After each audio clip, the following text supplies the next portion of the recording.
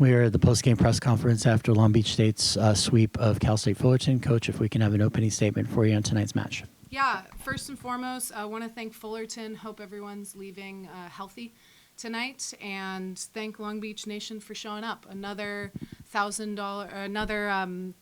plus crowd. So we're really happy to pack the pyramid, and we need all of it. It feels like a seventh woman out there having the crowd behind you, so it's really helpful. And just a statement on the weekend, I think we're really proud and happy walking away from this weekend, and it doesn't really have to do with the wins.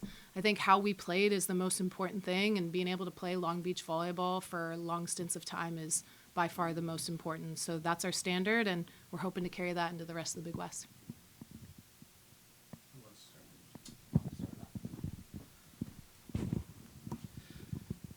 Tyler Hendrickson with the 562.org.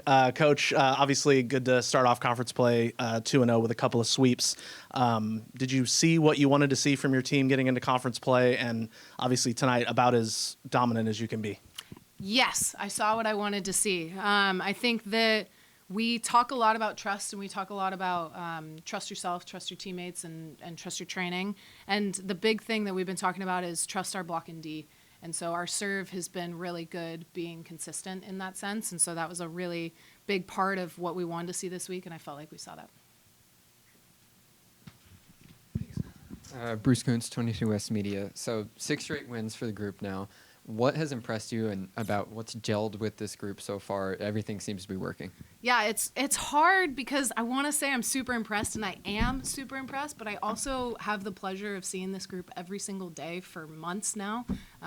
We had 10 newcomers, but out of those 10, we only had 4 that weren't with us this spring. We had freshmen, high school seniors graduate early and come in. We had transfers come in mid-year, and they've been working towards this for a long time. So it's really cool to see that progress and that hard work and grit come to fruition.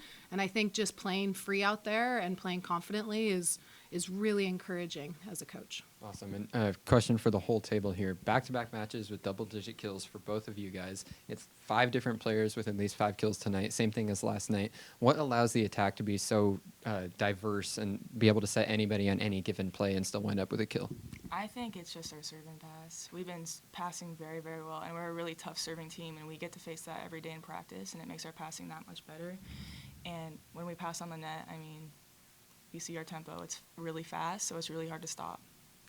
Yeah, I'd say the same thing. Our receive, it's just so easy to, run the ball anywhere on the court. And I also think our setter's decision-making, she's really worked on just spreading our offense, so I think that's really starting to pay off. Question for Coach. So it's 2 big wins over big rivals. How do you keep this team focused to fill out the rest of this conference schedule? It's a long season ahead. It's a long season ahead, and there's a lot, on us as a coaching staff to keep them focused. But to be honest, I feel like you guys are doing a really good job of staying motivated and focused. There's a lot of internal drive and internal motivation personally, but also as a group. And I think that cohesion just helps carry that motivation throughout the year. And you don't need a ton of reminding from your coaching staff with that in mind to have those aligned team goals. So that's really, really helpful for us. I think as a staff, we're really locked into, how do we show up and play our best volleyball on the weekend, and also just making sure they're prepared for the scout and the other teams. Great. Thank you so much. Brianna Abadaka, the Long Beach Current. With this being the second consecutive sweep for you guys, and like you said, the long season ahead, what, just as a table as a whole, what can you implement? What do you like mentally that you're doing in practice, outside of practice, to keep this momentum going for you guys off after this win streak? Go ahead. I feel like we're just really good at focusing on one game at a time and not putting our focus on, obviously it's a really, really long season, and we're just focusing on the next game. And we practice, we'll do a scout early in the week, and then we'll focus on that one the entire week so we don't get too overwhelmed with this season. To be honest, I feel like sleep. I've been sleeping a lot recently, and it's actually been helping. And I think all of our team kind of has those little things that we prioritize, and so I think, those things off the court, I think, make a big difference on the court, and I think that's why we've been doing so well recently. I'm so glad Logan brought that up because it's such a big reality of it. Like these young women, you know, are sitting here in jerseys, but they wear 10 other hats in their week. And so being student athletes and family members and members of the community, like there's so much else on their plate. So we talk a lot about investing in those fundamentals and making sure that they have balance in their life because that's really important. But also I think like the season is long and being able to just focus on the next win and whatever that looks like. And right now, to be honest, that probably looks like sleep on an off day or getting your homework done. But that's really what it comes down to.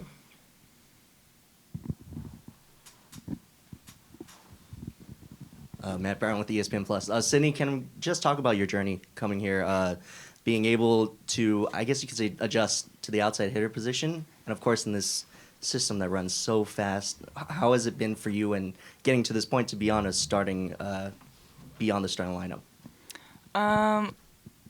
Well, I came from being a middle, which is, I mean, it's a tough transition to be an outside. I played outside in high school, but it's obviously not the same like level at all as the college level. But I feel like being a middle has actually really helped me in our system because we run so fast and it's like a lot of quick transitions. So I feel like it's been a little bit easier for me to adjust. And also our setters have been so great at like working with me and like making sure I don't get too overwhelmed while I'm learning it. She's giving a lot of credit to some other people. I have to say the transition that Sid made, not everyone can make it. And to have the mental capacity and physical skill to be able to make that transition at a high level and play at the level that she is right now is really impressive. We were recruiting this off season and we were recruiting a pin and there was a fuzzy video of Sydney playing high school ball on the left side and I sent it to the coaches group chat and I said, what about this girl? And you couldn't really tell it was Sid. And they're like, she's awesome. Where's she at? How do we get her? And I'm like, she's on our roster. So the next day I called Sid and I said, I know we've talked about this. We've planted some seeds. Potentially maybe this is something. How do you feel about being all in with this? And as you guys can see, she's pretty enthusiastic about it. So Yes. this is very enthusiastic for Sid. So we're pretty thrilled with how she's playing. And I think also like stepping into a passing role is not easy as a middle, and she's done an incredible job of training and just staying locked in. That's it. Thank you very much.